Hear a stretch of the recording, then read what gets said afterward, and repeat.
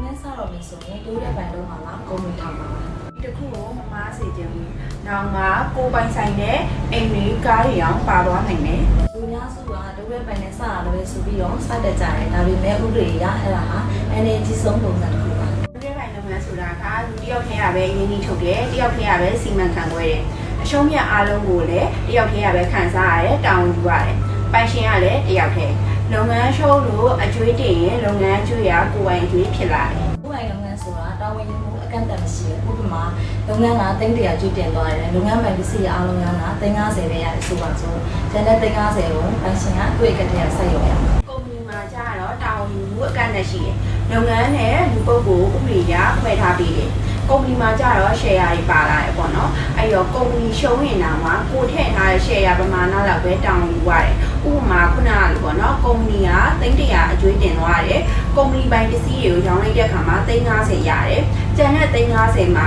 350ကိုကိုကပြောပေးစရာမလိုဘာလို့ဆိုတော့ကိုထည့်ထားတဲ့ share ပမာဏလောက်ပဲတောင်းယူရတာ။ကုမ္ပဏီက10သိန်းနဲ့ကုမ္ပဏီထောင်နေဆိုလို့ရှိရင်10သိန်းပဲဆုံးရှုံးမယ်။တဦးတဲ့ပိုင်ကြတော့ကိုက10သိန်းလုပ်ငန်းရှုံးလို့အကျွေးတင်ရင်10သိန်းအကျွေးတင်နဲ့10သိန်းလုံးကိုတိုင်းစားတယ်။လုပ်ငန်းသေးလေးစရချိန်မှာ social man ရွေးတာအရေးကြီးပါတယ်။ဘယ်လိုဆိုပြီးမရွေးပါနဲ့လုံခြုံမှုရွေးပါ။အဲ့ဒီတော့ကိုကလုပ်ငန်းကိုဘယ်ပုံစံနဲ့စတင်လဲဆိုတာကိုတိုင်ပင်ဆွေးနွေးခြင်းညီမတို့ရဲ့တရားဆောင်တဲ့ဒီဥပဒေအကျိုးဆောင်ကိုချက်ပေါက်ကနေဖြစ်စေဖုံးပြဖြစ်စေဆက်သွယ်ဆွေးနွေးတိုင်ပင်လို့ရပါတယ်ရှင်။